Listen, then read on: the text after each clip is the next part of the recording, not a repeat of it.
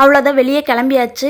நான் போட்ட face pack பார்த்திங்களா எவ்வளோ நல்லா ஒரு ரிசல்ட் கொடுத்துருக்குன்னு. ரொம்ப நல்லா இருக்குல்ல, ஒரு ஃபேஸே ஒரு நல்ல க்ளோவாக இருக்குல்ல. அப்படியே எல்லாமே எடுத்து வச்சுட்டு நான் கிளம்பிட்டேன். ரொம்ப நல்லா இருந்துச்சு. இவ்வளோ கஷ்டப்பட்டு நான் மேக்கப் போட்டு இது பார்த்து பண்ணி வெளியே போனால் 2 நிமிஷத்தில் அந்த காற்று என் முடியோடு சேர்த்து இது பண்ணிச்சு. எனக்கு சரியான கோவம் வந்துச்சு. போகும்போதே இவ்வளோ கோவத்தோடு போகிறோமே நினச்சிட்டே போயிட்டு இருந்தேன். அதே மாதிரி அவங்க வரதுக்கு கொஞ்சம் லேட் பண்ணிக்கிட்டாங்க. சரி ஒரு டீயும் பப்ஸும் சாப்பிட்ணுன்னு 2 நாளாக ஆசைப்பட்டேன். அதுக்காக போய் பப்ஸு வாங்கலான்னு சொல்லிட்டு ஆசையாக அந்த பப்ஸு வாங்கி சாப்பிட்றேன். சூடே இல்லை.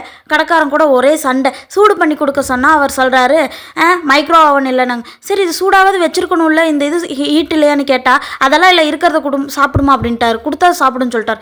சரின்னு சொல்லிட்டு போயிட்டு பரோட்டா சாப்பிட்டு அப்படியே நான் பார்க்க வந்த பர்சன் எல்லாத்தையும் மீட் பண்ணிவிட்டு ஜாலியாக என்ஜாய் பண்ணிட்டு ஜூஸ் குடிச்சிட்டு வந்துட்டேன். என் தங்கச்சி வந்து வீட்டில் வீடியோ எடுக்கணும்னு சொன்னான். அதுக்காக போட்ட கெட்டப்பு. ஆனால் எனக்கே தெரியல, இந்த கெட்டப்பை முடி கலைக்காமல் நான் பாட்டுக்கு வேலை செஞ்சுட்டு இருந்திருக்கேன்.